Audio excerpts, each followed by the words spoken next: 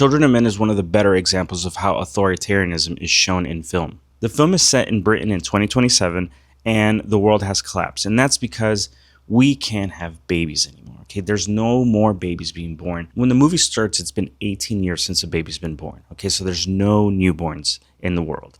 And Clive Owen, the main character, used to be an activist. He was a smuggler. He gets the task of smuggling a refugee outside of Britain.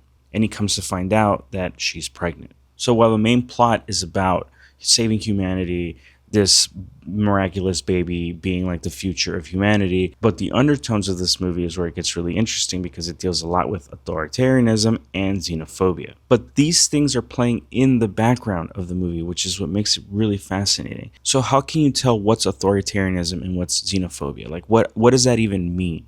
So authoritarianism is a system of government where the power is centralized and controlled by a small group of people or by one person. Citizens have very few personal freedoms, like no right to protest, no press, political opposition is squashed, there's a lot of surveillance. They ban elections, they jail critics, and they censor the media. If that sounds familiar, please stop me. So xenophobia is a hatred for outsiders, for foreigners, and they usually get blamed for the economic problems or whatever problems are happening in said country. All of this happens in the background of this film, okay? So if you watch the movie, you watch it twice. You watch what's happening in the background and what's happening to the characters and to the story, which is really an interesting way to set up a world, because every frame of this movie tells a story in the background. The whole time you're watching this movie, there's stuff happening in the background. You see people getting caged, xenophobia.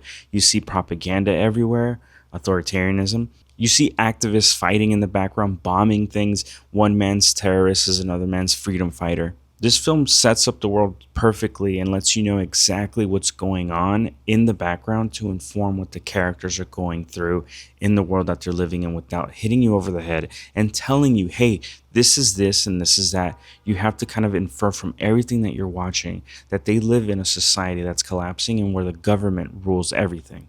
I really recommend this film. Let me know in the comments if you've seen it or if you're going to watch it. This is part one of a series that I want to do about all the isms, okay, that films show. So you got your racisms, your colonialisms, your classism, your consumerism, your communism, your all the isms. And this is one of my favorites that talks about authoritarianism.